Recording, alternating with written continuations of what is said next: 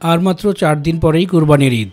নগরবাসীর সুবিধার কথা চিন্তা করে এবার ঢাকায় বেশ কিছু জায়গায় কুরবানির পশুর হাট বসানোর অনুমতি দিয়েছে 2 সিটি কর্পোরেশন। ঢাকা উত্তর সিটি কর্পোরেশনের অস্থায়ীভাবে হাট বসেছে 9টি। এর মধ্যে সবচেয়ে বড় উত্তরা 16 ও 18 নম্বর সেক্টরের বউবাজার হাট। অনেকেই এখন বাজারে আসছেন গরু ছাগলের দাম যাচাই বাছাই করতে, কেউ আবার কিনে নিচ্ছেন পছন্দের গরু ছাগল। বাছাই করতে পারি নাই, কেবল ঢুকছি আর কি, তখনই তৎক্ষণাৎ আপনি 2 লাখ, ওই পাশে একটা বললো 1,60,000। এর মধ্যে দাম অত বেশি বলে মনে হচ্ছে না, কারণ আমরা তো বাড়ি থেকে কিনে নিয়ে আসছি। তবে ব্যাপারীরাও বলছেন এখনো পশুর সঠিক দাম উঠছে না। গোখাদ্যের দাম বৃদ্ধির কারণে এবছরও পশুপালনে খরচ হয়েছে প্রায় দ্বিগুণ। একদিনের মনে হয় যে ক্রেতা আসবে এবং আমরা কাঙ্ক্ষিত ক্রেতা পাবো এবং বেচাকিনি করতে পারবো।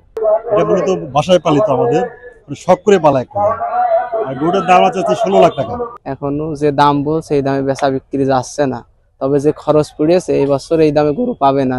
হাট উপলক্ষে ক্রেতা বিক্রেতাদের নিরাপত্তার নানা উদ্যোগ গ্রহণ করেছে কর্তৃপক্ষ। নিরাপদে টাকা লেনদেনে নেওয়া হয়েছে বিশেষ ব্যবস্থা। বেসরকারি ব্যাংক 3টা ব্যাংকে আমরা এই জায়গায় আমন্ত্রণ জানাইছি। ব্র্যাক ব্যাংকের মাধ্যমে তারা টাকা পয়সা তারা দেশে লেনদেন করতে পাঠাইতে পারবো। সার্বিক নিরাপত্তায় নজরদারি বাড়িয়েছে আইন শৃঙ্খলা বাহিনী। মোহাম্মদ শাহজালাল জুয়েল, মাই টিভি, ঢাকা।